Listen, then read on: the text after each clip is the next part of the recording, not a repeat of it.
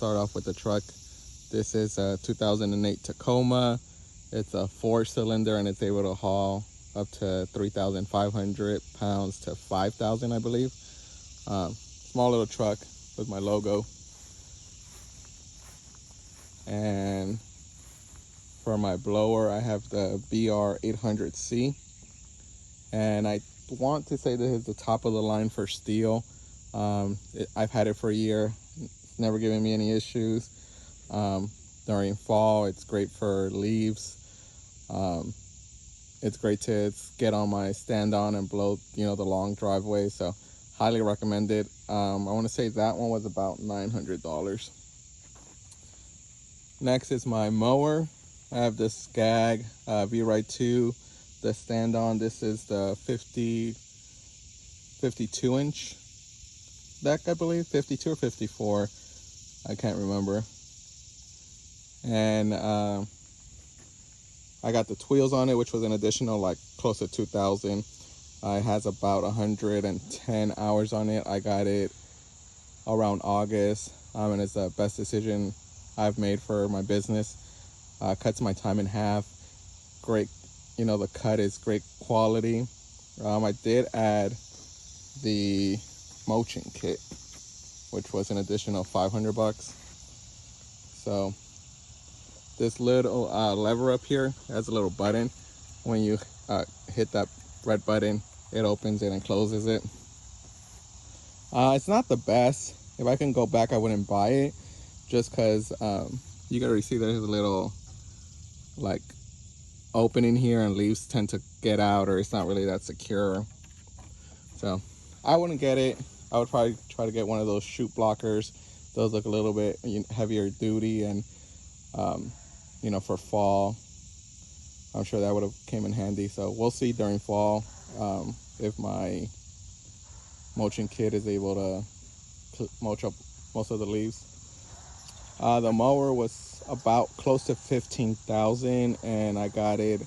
I want to say like 2% interest for 3 years or 4 years. Can't remember it from the top of my head. So my payments are $320 a month, and it was with the interest, it was close to 15,000. So my weed eaters, I do run the Ryobi 40 HP. I started off with that one, and that was before I would go to my local dealer and learned about Stihl and Echo. I just went to Home Depot and purchased a bunch of Ryobis, and if I could go back, I wouldn't buy them, just because they're obviously for like residential houses and not commercial uses. Next is the FS111RX. The Ryobi was about $300, and it came with the battery and a charging kit.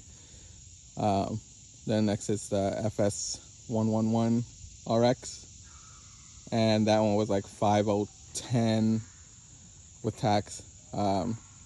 Commercial weed eaters, never gave me any problems, runs great. I definitely prefer that one over the Ryobi.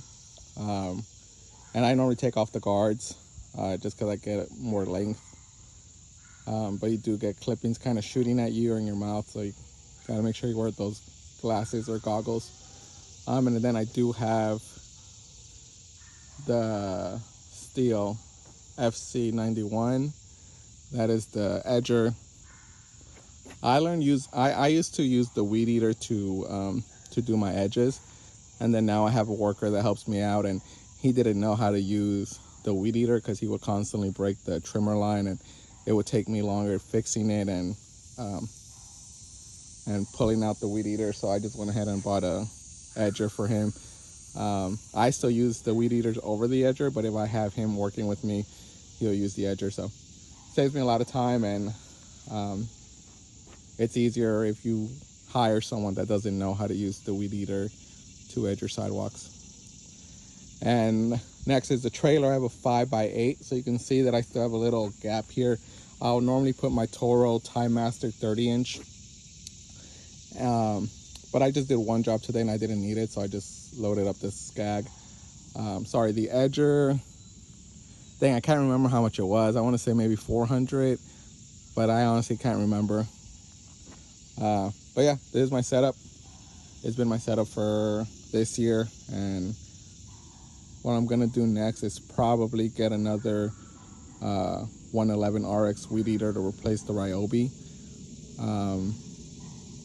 and then hopefully next year buy an enclosed trailer, buy another stand-on mower. I'm looking at the 36-inch for those small gates and smaller lawns, and then run.